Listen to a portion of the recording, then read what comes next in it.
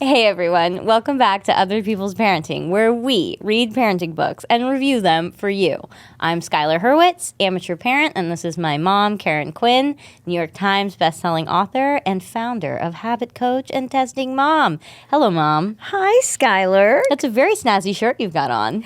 Oh, well, thank you. Thank you very much. The reason I wore it, I just want to tell you, is I was watching Only Murders in the Building last night. But of course. And I noticed that Meryl Streep was wearing the same shirt. No way. Yes. And I said, oh, my God, Meryl's wearing that shirt. I'll wear it tomorrow on the podcast. I love that. It's a very busy pattern, and It you is. love a busy pattern. I do. And I was thinking, about I have seen some major celebrities in the last year or so wearing things that I have. I mean, they're following me, I guess. Trendsetter. I know. Cynthia Erivo wore a jacket that I have on an interview. I know. And Reba McEntire, remember that jacket we got? What a spectrum. I know. Celeb. Very, very different. Reba was wearing a jacket, the one with all the studs and diamonds and things on the... Yes, I know the exact jacket that you're talking about. Yeah, that we bought together. And very Las Vegas. Very Las Vegas. She was wearing it on The Voice. And I got very excited. But, I still haven't worn that jacket because it is so... It's loud. Loud. Yeah. It's loud. Where do you wear a jacket? You wear it to the Sphere.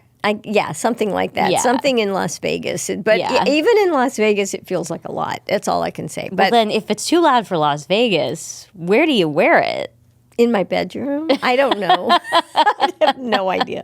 But anyway, I like it when a celebrity wears something that I actually have. Well, teen, listen, you're ahead of the game. Yeah. You're before the times. I am. I get these things on sale, but they probably get them free.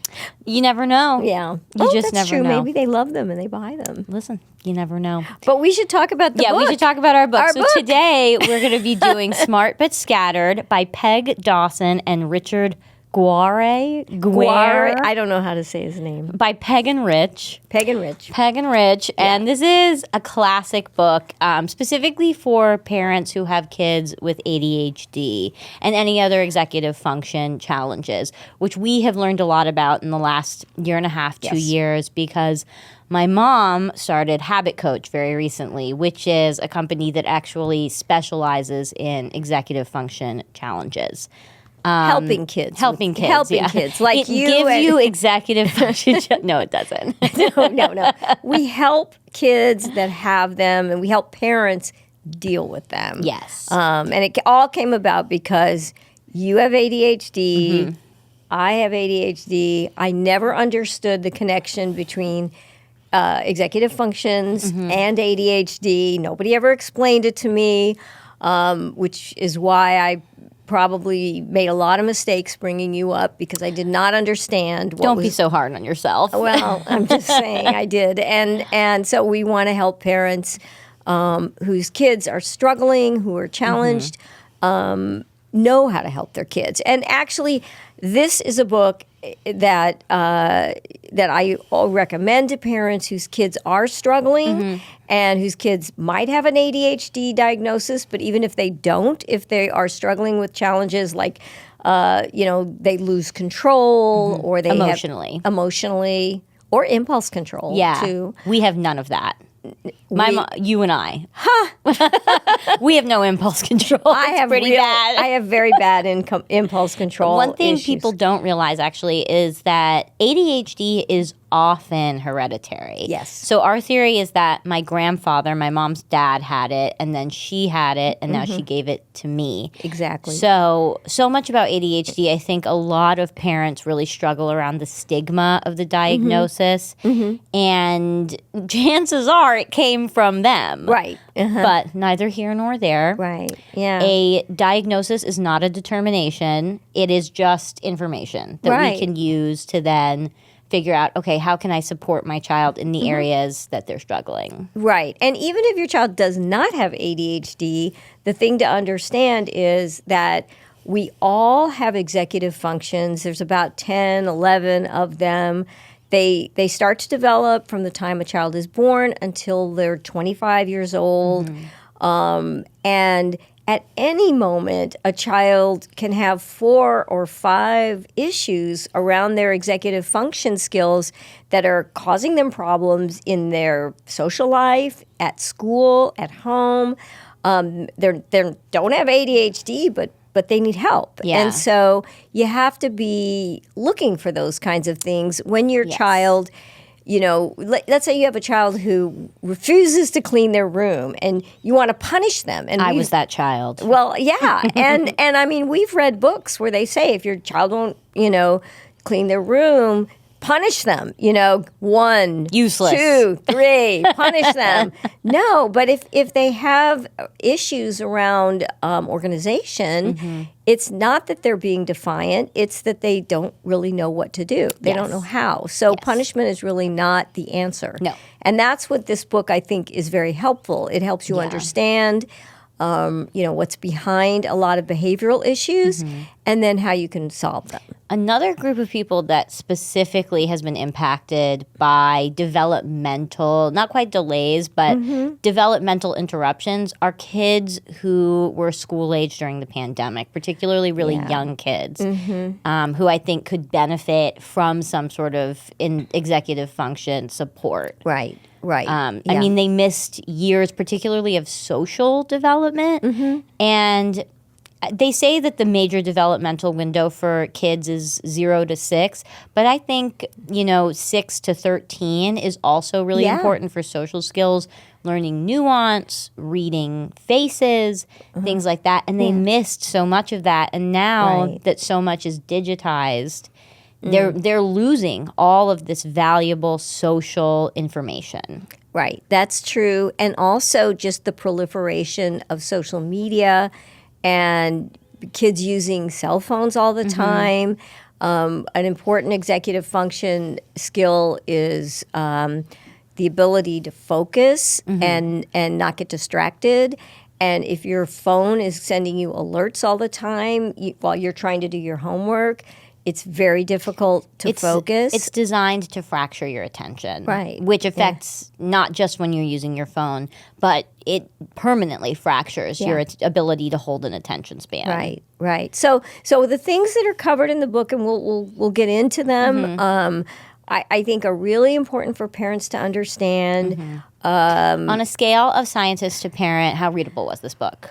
Well, I wouldn't call it a 5. Okay. A 5, because it is a book that you have to focus when you're reading it. It's dense, And there are a lot of surveys in the book to help you determine things about your children's executive functions. But honestly, I think the one on Habit Coach is better. I prefer the one that's on Habit Coach. Ours is very good. Yeah. But I do like... It's shorter. It's shorter, sweeter. But I do like using surveys because I think it helps you understand your child better. Yeah.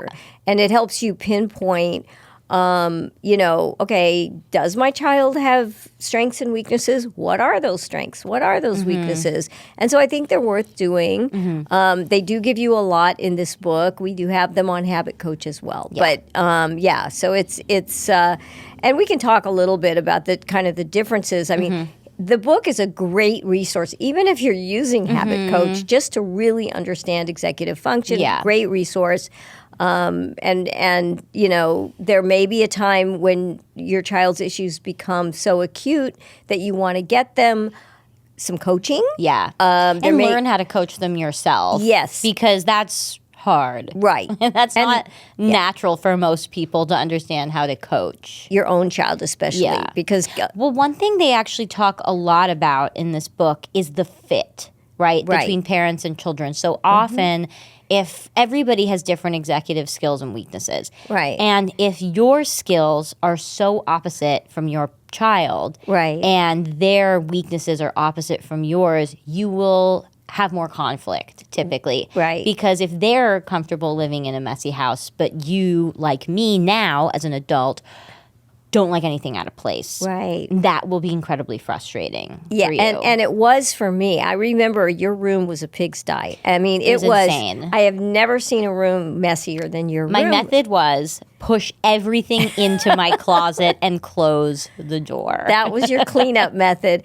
And, but I did not understand Out of sight, how to out of teach mind. you how to clean a room. It never occurred to me that you did not know how to clean your room and that it was so overwhelming to you to even think about cleaning your room. Well, one thing now that I've learned is my environment, my home, my room is a direct reflection of my inner mental state. Oh. So if everything is a mess, it means I'm going through something. Oh. If everything is where it belongs, it means I am sound of mind.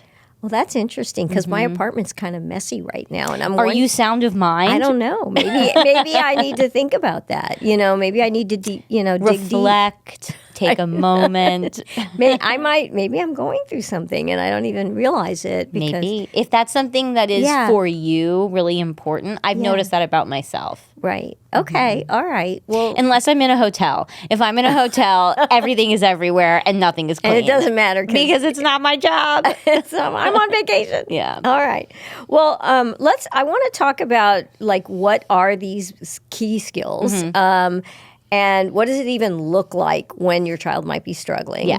And I won't go through I'll go through part of them and then we'll talk about it. We'll do one at a time. All right. Well, so we'll start. A brief chit chat on each. Right. A little chit chat. But, okay. So these are the executive function skills, starting with getting started. Getting started, which is the kid who does, if a child is good at this, they don't procrastinate. If they're not good at this, they do procrastinate. And you might see a child who struggles with this, they dawdle, like they're in class and the teacher says, okay, get started on your work, and they don't. They dawdle. They just They wander around. One way I love to procrastinate is I have something important to do, so I see all these other unimportant, not urgent things I could do instead, and I do all of those. That's procrastination, and it's also planning and prioritizing because you're not prioritizing important things. I'm not. I leave the important things to the 11th hour. Right. No, I know. And it's the kid who doesn't start their homework or their projects on time. I remember you coming to me the night before a book report is due saying, Mom, can you help me with this book report? I'm like, sure, what's the book? You haven't even opened it. It's like, oh, God. Do you remember when I had to do that diorama on Japan and I didn't do it at all? And so that night you got, what was that clay we used to use? I forgot that. Sculpey. And something. You made a whole diorama of a Japanese tea house. What did I get on that project? You got an A. But then after that, suddenly all of this Japanese folk art and bonsai trees and tapestries of Japanese things. I fell in love with it. I know. Our whole house turned Japanese. Yeah. It was a good project. It was. Good project. You did great. Me. Thank you. Okay, but me doing your project was really not the answer. And that is not what the book says. They talk about that too. They're like, you want to give the child as much support as it takes to do it, but no more. And I did not do that. And I should have potentially even let you fail and deal with the natural consequences. I was impervious to all flattery and abuse of failure because it happened so often. I was like, well, whatever. What's one more? I know. Toss it in the pile. Oh, God. Anyway, okay. Staying focused is another executive function. That's paying attention in situations despite the opportunity of distraction, which that's a really hard one for me, is being focused, because I'm like you. I will be working on something and then it's like, oh, let me check my messages. You love a distraction. Oh, I do. Or you'll be in the middle of something like, can I come over with the baby? And you're like, absolutely. Of course. I'll just be distracted anytime for the baby. But kids who have issues with this, they're cleaning their room and they end up playing with their toys instead. Or the kid who can't sit still during circle time, they're running around, they can't focus. Relatable. Yeah. Kids who are constantly checking their phones during homework. These are some of the issues with those kids. Impulse control. That's a big one. That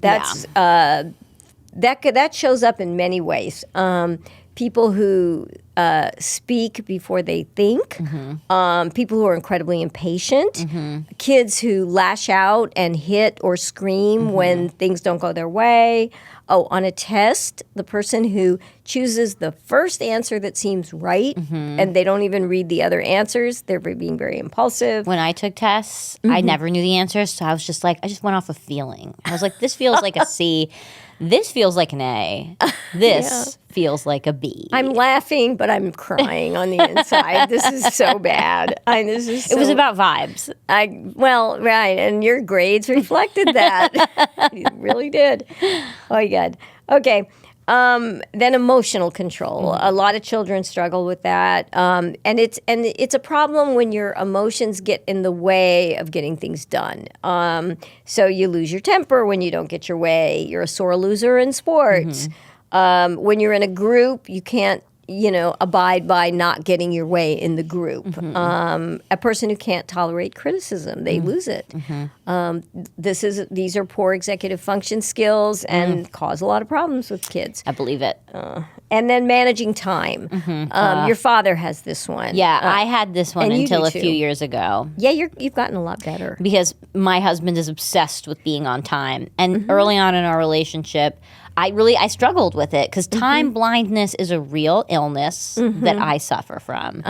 And it takes so much effort for me to be on time for things. Like the amount of planning I have to do to be on time for anything is beyond. Right. But it was really important to him. It drove him insane when I was late to things. And then I just sort of adapted. But I was very much a time, it was like really important to me. But you got it from Grandma. Grandma was that way. And but you never adapted to me. Well, you never gave me an ultimatum. Oh, okay. You were never like, I'm not going to be your mother anymore. And he was like, I cannot be your boyfriend. If you cannot be on time to things, I'm going to throw myself off the roof. So you had to really... I did. I was like, I would really like you to continue to be my boyfriend. So I'll be on you time. had a good reward at the end. Yes. Okay, so the people who are late all the time, people who can't estimate how long something will take. So they think a paper is going to take 30 minutes and instead it takes 3 hours. Yes. A lot of students struggle with that. Kids who dawdle in the morning routine or... Not a dawdler. Well, a lot of dawdlers. Dawdle. That's a funny word, isn't it? Anyway, okay, so that's another... you want to talk about some of the others that we have? Sure. So organization, having systems for keeping track of important items.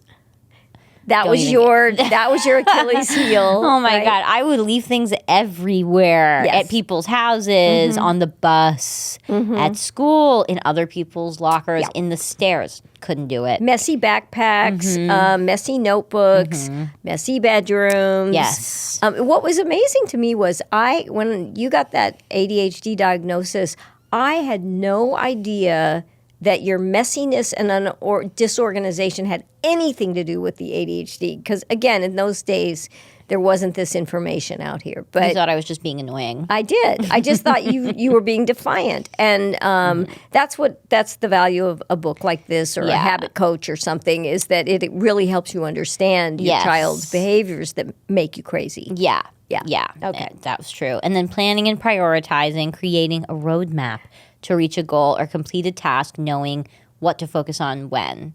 Right. I've learned, but I was not good at that as a kid. But you're good at it now, you think? Yeah, you're really good at it. I've mentioned this before, but my mom wrote a New York Times best-selling book in 3 months. And I, wanting to be just like my mom, set out to write a book as well. My book took 3 years to write a manuscript, and to this day, no one has seen it. So, you've seen it. I've seen it. It's really good. Someday it will get published. And you told me I have no concept of grammar.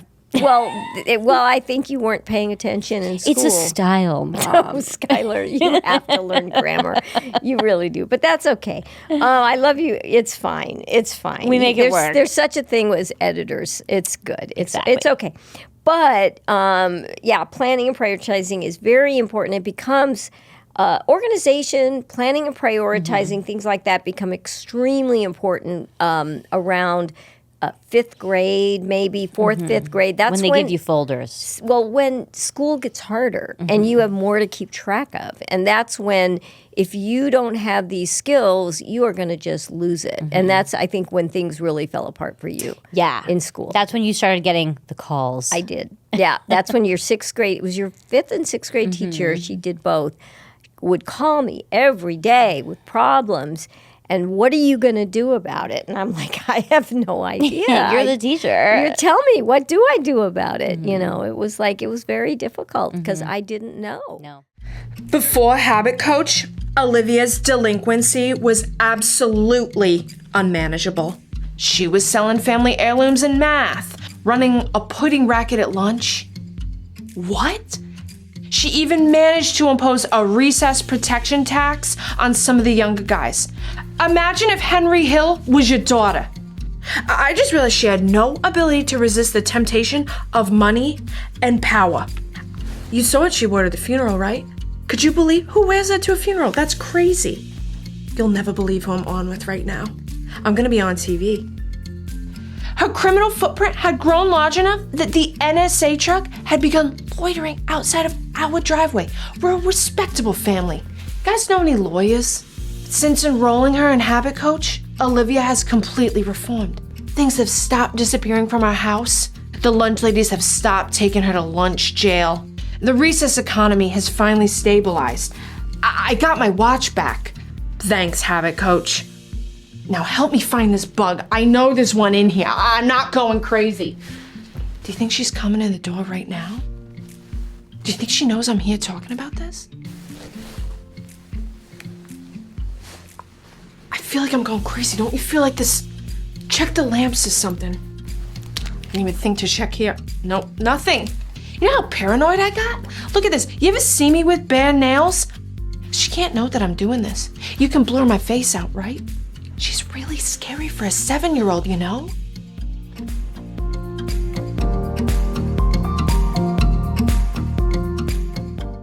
Tell me, what do I do about it? You know, it was very difficult because I didn't know. No. I did not know.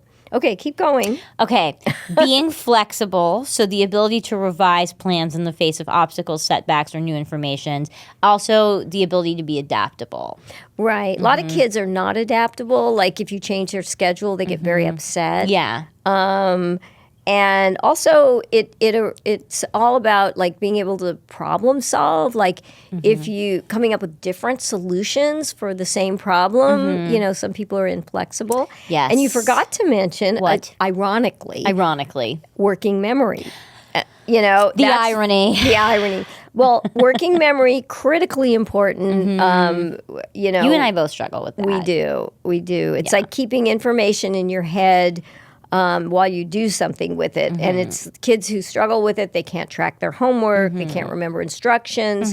They lose things regularly. That's me. I lose my car constantly. Your car? Yes. I park the car. If I don't take pictures of where I parked it and actively tell myself where I parked it, I have wandered parking lots like for hours looking for my car, pressing that button. Is it here? Is it here? Oh my God. No. Yeah, it's I lost my bad. glue stick yesterday and I was really stressed out about Oh, it. no. Did you find it? I did find it in That's a very weird place. Okay. Okay, good. I'm glad you found Yeah. it. Okay. What about, keep going. We have 2 more to go. We have 2 more. Working towards a goal, so setting goals and working towards them without getting sidetracked. So they give up when things get difficult. Yeah. What else do they do? They're not willing to work at getting better. They don't have a growth mindset. Well, that's when I struggle with, like, I can start things and then I quit in the middle. It's like, that's why I'm terrible at doing chores around the house and Dad does all the laundry. He does all the dishes because I'll start the dishes and then I get distracted. That's so nice that he does that. I had no idea that he did yeah, that. he does. Although I do remember as a kid, every Saturday he would do a deep clean and he would play Shaka Khan all day. yeah, so I got to doing it. listen to Shaka Khan. She's great. With him. I love Shaka Khan. But anyway, I give up on things. That's true. But you know what? That surprises me because I don't think you do. I think that you're pretty dogged about things. I give up on boring things. Okay. I don't give up on things that I'm really interested in, which is how I wrote that book in 3 months, which was when I decided to write the first book I ever wrote. Dad wanted me to get a job. And I said, no, let me write the book. And he's like, well, how long will it take? Because he really wanted me to get a job and get money. And we need money. We need money. And I said, well, I think I can do it in 3 months. And had no idea. And I just I went into hyperfocus, which is an ADHD benefit. It's a benefit of ADHD that you can just get so focused on getting something done, you do nothing but that. And that's what I did, and I wrote a book, and that was my first book. But anyway, it was such a good book. It was, someone was just reading it, one of my friends, and she loves it. I'm so excited. It's an old book, an oldie but goodie. It's good. But anyway, so maybe we should do it sometime. It's fiction. Yeah, but I mean, listen, it's our podcast. We can do whatever we want. Right, and it is about getting kids into private schools. It is. Yeah, it is, so and it's very funny. It is funny. Yeah. Anyway, but I do give up on things that bore me. I do. Same. Yeah. Same. Exactly. I just can't. All right, and so if you have a kid like that, it might be driving you crazy. And then Yes. what's the last one? Self-awareness, also known as metacognition. So understanding how you come off to other people, the ability to take a bird's eye view of a situation, and again, the ability to self-monitor and self-evaluate. So these kids really struggle with criticism. Right. They take it very personally. They don't really take it as an opportunity to learn. To improve. Yeah. Right. Right, and that's important to be aware of what we're good at, what we're not good at, and what we need to work on, that kind of thing. Okay. And then as you discussed, you can take some assessments in the book about your child, find out their strengths and weaknesses. You can find out your own strengths and weaknesses and see how they match with your child, that sort of thing. Yeah. That took a lot of pages of the book. Yeah. So the book fast. is shorter than it seems. Yeah, that goes fast because you don't have to do every one of those. Yeah. Yeah, exactly. Okay, so one thing they talk about is that it's important to, especially with younger kids, match a child to a task when you know your child has issues with certain executive functions. Let's say you have a child, I don't know, I'm trying to think of, they get overwhelmed when they're around too many people. Well, so don't bring them to a birthday party where there's going to be 40 kids. It's too much for them, and you know that. Yeah. So you just steer them away from things that are going to be difficult for them if you can. Yeah. So I think that's good advice, right? Yeah, I agree. I totally agree. Know your child and understand what their limits are. Yeah. Some limits can be pushed past, but some things, is it worth it? Always ask yourself that. Especially when they're young. Yeah, Before when they're you young. can really teach them. Yeah, exactly. Just control the environment and as best as you can. Right. I'm doing this right now with my puppy. Right. I have to not give her free rein of everything because with free rein, she becomes destructive. Right. And I cannot replace another couch cushion. No, exactly. And so Or a boot. right. She loves expensive boots. Of course she does. Yeah. Well, no, and so it's like we do this with our animals, but we have to do this with our kids as well, and not just controlling the space, but just controlling the situations that we put them into. You don't go out for a fancy dinner where the dinner, every course is going to be served over a long period of time and expect your child to behave. Yeah, let's set them up to win. Exactly. And that's another, I just want to, I know I said this before, but I have to reiterate this point because we've read so many books that are about discipline and punishing kids and how to punish them or reward them. And so much of what they talk about often does not take into consideration executive function abilities. And that so often when a child isn't doing something they're supposed to, It's not because they're being defiant. It's because they really can't. Yeah. And you need to understand the difference. And Yes. when they can't, you have to educate them. You have to Absolutely. or change their environment or whatever. Yes, teen, expound. Well, I feel strongly. I mean, I feel so bad. Did I ever punish you? I can't remember. No, you didn't punish me very much for anything because I think there was a part of you that understood that I wanted to please, but I just couldn't because I was guided by something inside me that was like, do whatever you want. Until I was like 21, I was like all id. I had no super ego. I had no ego. I was just id. It was like whatever in that moment sounded like the right thing to do. I was like, that's it. There's nothing else. Self-control. Yeah, and I think to an extent you were pretty compassionate about that because I think on a deeper level you understood that you had some of these qualities too. Okay. And your parents were incredibly strict with you and so disciplined, which in some ways worked out. You were a great student. You got a law degree. You've accomplished a lot. But I think it was hard for you. Very hard. I think you I had to were work hard so on yourself. hard. Yeah, I did. And you didn't want me to be hard on myself. You didn't want it to impact my confidence. No, I always wanted you to be confident. And I think that when you have a child like this, that we're talking about in a book like this, that is struggling with a lot of things, often in school, it's really important to find things outside of school where they can be really successful and feel good about themselves. Yeah. Because you always had confidence, even when you weren't doing well in school. Even when I was literally being kicked out, I was like, it's about them. It's not about me. Well, It's fine. They just can't understand my greatness. Well, I always knew there was a great child inside of you and that someday you would be fantastic. But I was just like, get this kid through school, and then trying to figure out how to get you through school, which was hard. Yeah. With all the issues that you had with executive function, it was really difficult. And it is. A book like this, I wish I had it at the time. I would have gotten so much out of it. I think I would have been able to help you. I don't know if all the things they suggest would have helped, but. Well, the prevailing theory when I was a kid, when you had a child with behavioral issues, was medication. Yeah. Medicate. Right. This is the answer. Yeah. There wasn't a lot of curiosity or investigation about actually solving the symptoms. The behavioral issues. Yeah. And you can do that through coaching, and you can do that through teaching. Yeah. Which they did not. I had no information on that. And there are plenty of benefits to medication. That said, I don't know that if my child were presenting these behavioral challenges today, I might try another route before I went to medication. I would. Or a combo of both. Maybe a little less medication.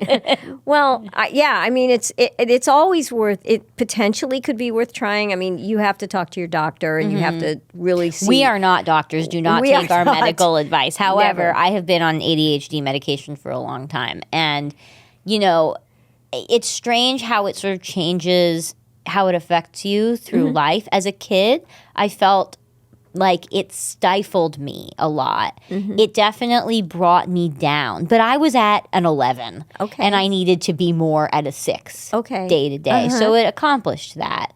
Did it help with my ability to focus?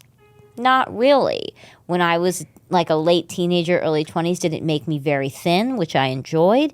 Yes. Although not the point. Not the point. Not the of reason. The medicine. Well, and they say that it can. I'm not going to say stunt your growth, but limit your growth if you're taking it while you're growing. I'm small, well, so it's possible. But you're smaller. I'm small too, so I don't think that was it. But yeah. But I mean, it's like it's you have to make that decision with your doctor, Yeah, whatever. totally. But the point is that even when you do take medication, it needs to be combined with behavioral support. Yes. And that's what this book helps you do, Yeah. behavioral support. Yeah. And that's really what we're looking for. Exactly. And okay, so I want to just talk about some of the things they talk about here, which is what are some ways to improve someone's executive function skills? Yes. What can you do? And first of all, they give you the milestones of at different ages, what should a child potentially be able to do? And these are, it's not every child can do all these things at every age, but they're milestones that if your child isn't doing things that young kids should be able to do and they're older, you can ask yourself, okay, this is a problem, perhaps. And so some of the things they tell you, they kind of give you 10 things. And this is for kids in preschool to grade 8, but it really works for older kids as well. First of all, actively teach them deficient skills rather than just expecting them to get them. Yeah. They don't absorb everything. No. Yeah. You sometimes have to be very proactive. Proactive, right. Don't just wait and see. Because you might miss the window. Yeah. Jump in and help. And then ask yourself, is your child developmentally ready to do the things you're expecting of them? A lot of times parents expect kids to do things that they just are not capable of at their age. So look at those milestones. Then at first, you have to start with external cues when you're trying to help a kid, like you reminding them to do their chores or make the tasks you ask them to do smaller. Yeah. Things like I liked this tip because it basically was like, before you try and change the child, change the environment and see how far you get. Yeah. Because sometimes that can be enough. It can. It can really help. Right. And that, the environmental changes. Like, if your child can't focus on homework, put them in the kitchen while you're there working at yourself. Yeah, like parallel work. That was super helpful for me at conservatory. Really? If I had to do like script analysis or something, which is boring, me and a couple other of the students would all sit together in this common space and do it at the same time. Because That's of a other good people, technique. It's super helpful. Right. It sets the vibe. Well, and it's like everyone else is working, so you sort of feel like you have to work. Yeah. So it does get you going. This is something I totally believe in. Create routines and schedules for young kids. Very important because the more you can make these behaviors into habits and things they're used to doing every day, they don't even think about it, then the easier your life will be. So that's really important. Also, give kids choices, but choices where you're okay with whatever they choose. Yes. Key. That's very important. And then practice things that are going to be hard for them, but in small steps. Don't expect them to clean the entire room themselves, but say, let's just put the right toys in, the small toys in this bin, the big toys in this bin. And then teach them how to hang things on a hanger. Well, exactly. Did you not know that? I mean, I knew, but did I want to do it? No. Yeah. But offer incentives. She says offer incentives. You can modify tasks to your child's abilities. Come up with incentive systems to get kids to do what you want them to do. Pay them. That's like rewards. That always works. And the big one, provide just enough support for a child to be successful. Don't do it for them, like I did your project. Sorry about that. Thank you for that. It was to was this great. day. I wish we still had it. I'm sure it was fabulous. You are incredibly artistic. I know. And so I imagine my teacher had an inkling. How could she I didn't not do know? it. You were like so young. It was like a work of art. It belonged in a museum. It was so good. It was beautiful. It was like Sculpey and origami paper. You sewed these tiny little pillows for the table. Yeah. It was fabulous. And then you got really into mosaics. I did. Remember? Do you remember the mosaic tables? I know. I remember. We had that. a lot of those. Yeah. Anyway, okay, and then so they give really good tips on how to help your child. Yeah. How to help your child with each of the executive functions.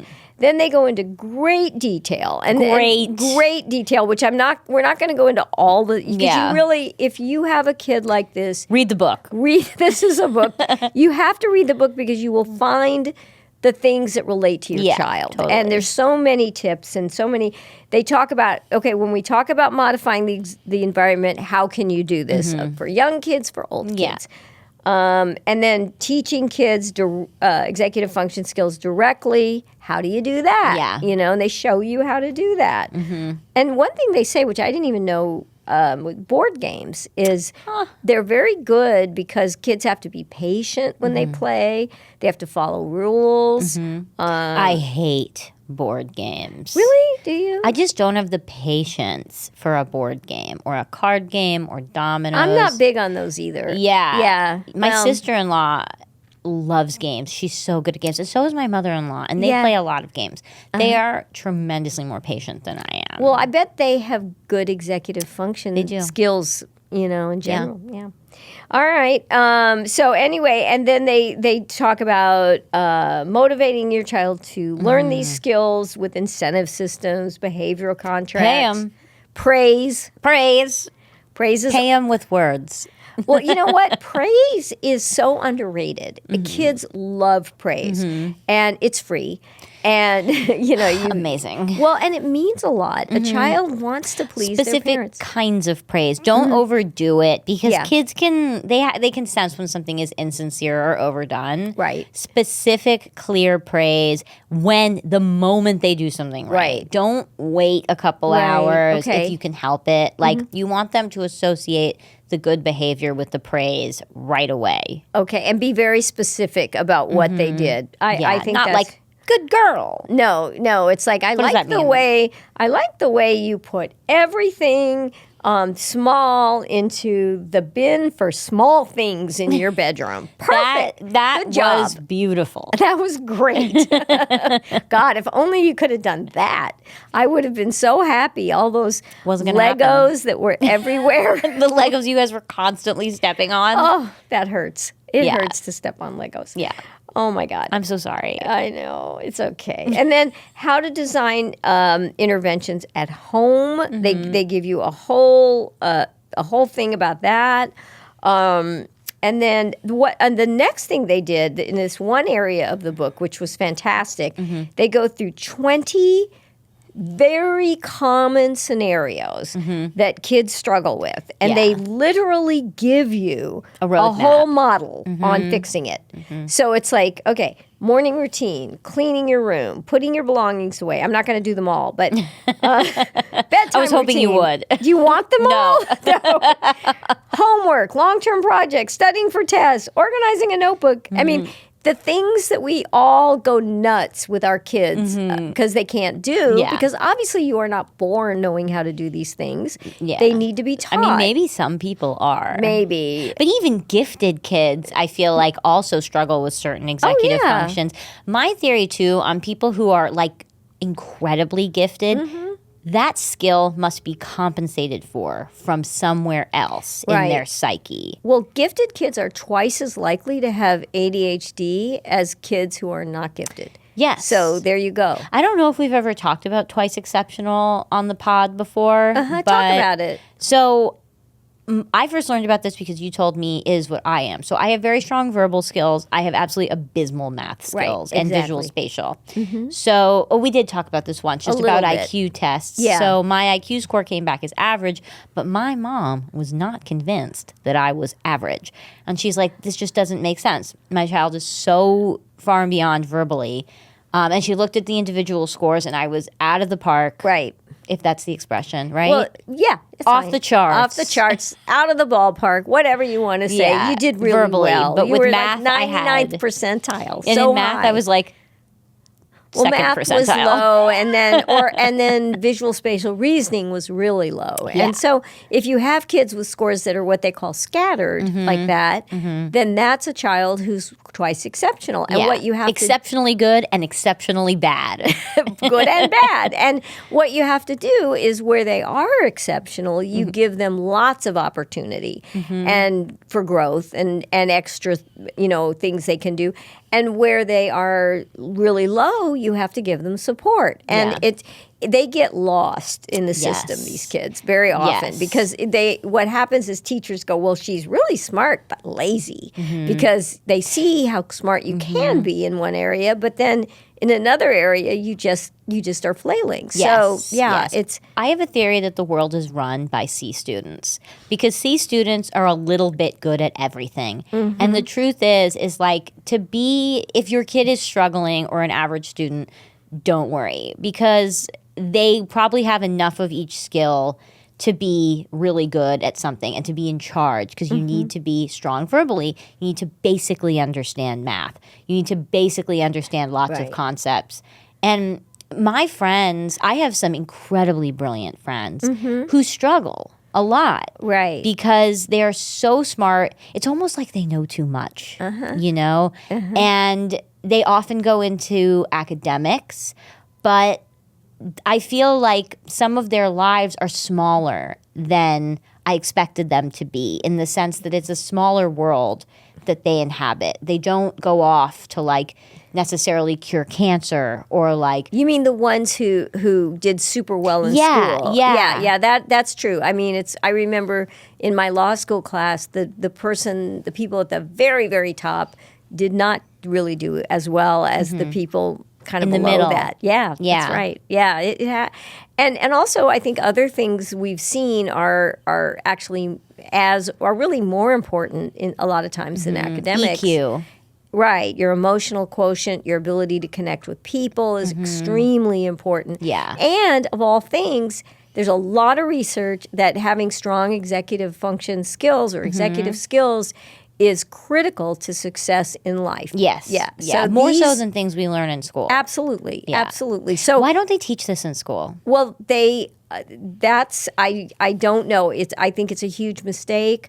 At Habit Coach, we actually have put together a school curriculum, and we have some schools starting to use it and starting to teach kids actively. Yeah. Starting in kindergarten. Oh, wow. I mean, Get them while they're young. get them while no, but that's when you have to start learning it. So we actually are trying to bring it into schools because it is so important, and teachers need to understand it, and parents need to understand it. And they don't teach you this. I mean, I did not understand it, and I'm so frustrated that I went so long in life without knowing and understanding this and how important it was for you and for your brother, for me.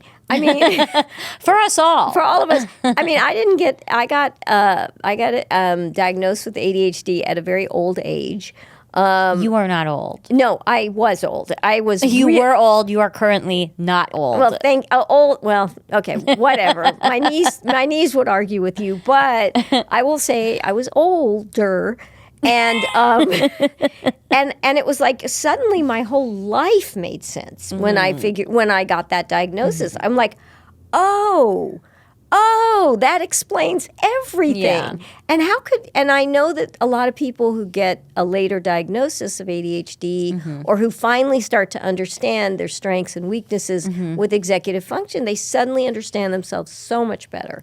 And I wish that... I want that for everyone. I do too. I wish it wasn't called executive function because that's a terrible name. Yeah, it needs It's to hard be remember. rebranded. It really does. Let's put the fun back in executive function. I like that. Let's put the fun back in executive function. It's so good. That's It's good. Good branding. We'll save that. Save it. Let's use it. Okay.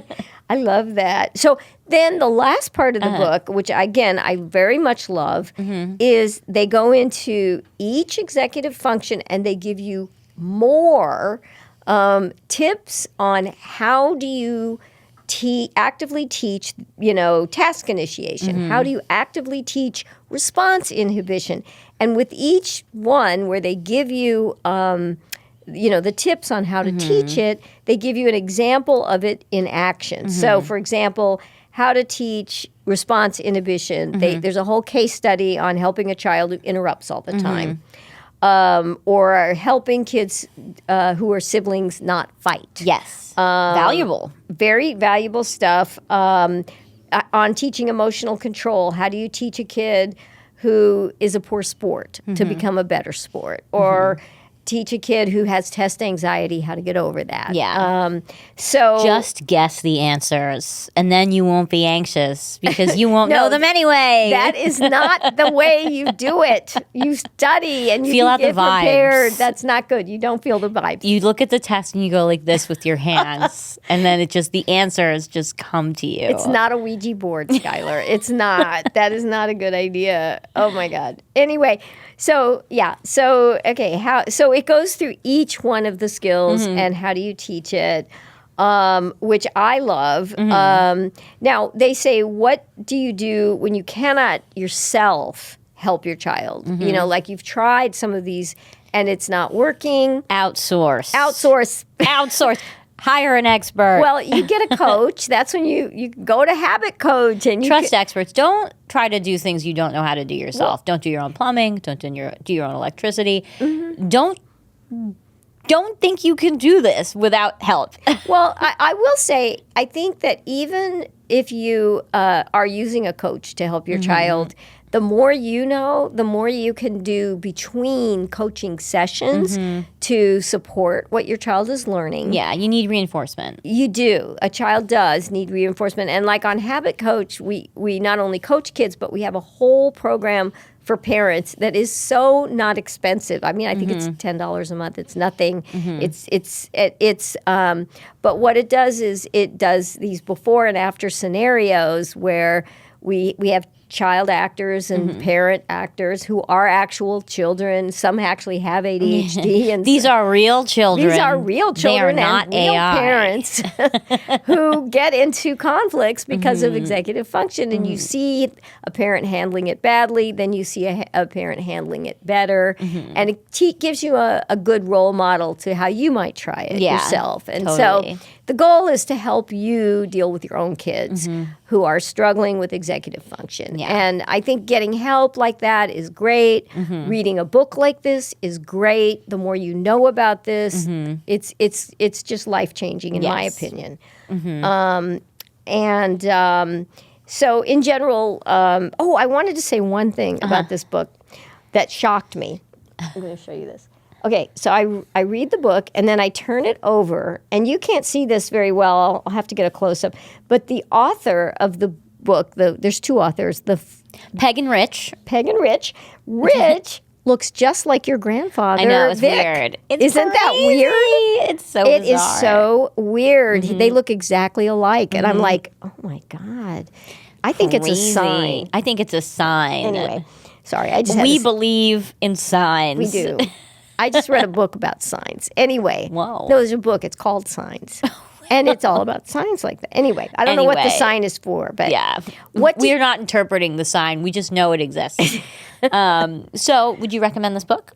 Yes, it is a book I recommend this book all the time. And the funny thing is I feel so vindicated too because my whole career, like at Testing Mom, when parents had kids with behavioral issues, I would always say to them, just go get a book about ADHD because it will tell you ways to help your child, even if they don't have ADHD. Get the book. It'll help you. And this book, to me, is probably one of the best books on how to help a kid who's struggling with behavioral issues that relate to executive function. I've recommended it to so many parents. I just recommended it 2 days ago to somebody. Nice. I mean, I recommend it all the time. What about you? I think I really liked it. I also felt very seen by this book. I have struggled and continue to struggle with executive functions, even as an adult. I'm curious to see the ways in which, like, what my daughter's strengths and weaknesses are going to be. I wonder if they'll be similar to mine or not. Yeah. But I liked this book. I liked the way it was laid out. It was pretty easy to read. It is dense. There were definitely moments where I just sort of lost it. But overall I enjoyed it and I would recommend it. Well, because you would go to a book like this when you're really having a problem. Yes. And you're willing to put the work in when you are having a problem. Yeah. And one of the things that's been interesting to me with parents who have used Habit Coach, but also who I've recommended this book to is they say that even though it's for children, it helps them understand themselves a lot better again, it's hereditary. Yeah. Often. So beat the stigma. If your kid has ADHD, there's a pretty good chance you or your spouse do too, or your parent, Somebody or their does. parent. Yeah. Somebody's got it. It doesn't typically just come out of nowhere. Right. You know, That's so true. be gentle. Yeah, on yourself and on your child. Yeah. And don't punish them Yeah. when they don't do something that you think they should be able to do because there's a good chance they really just can't do it. And, And you're reinforcing that they're probably harder on themselves about it than you are on them. Right. So don't hammer that in. Don't reinforce that. Yeah. Help them find a solution. Punishment is so rarely useful, but Yeah. we'll continue that discussion for another book. Right, another punishment book. Another punishment book, of which there are so many. There are a lot. Anyway, but this one, that's not what this is. Great book. I do recommend it. And yeah. So. Well, great. Thank you so much for joining us for another episode of Other People's Parenting. We will see you next week.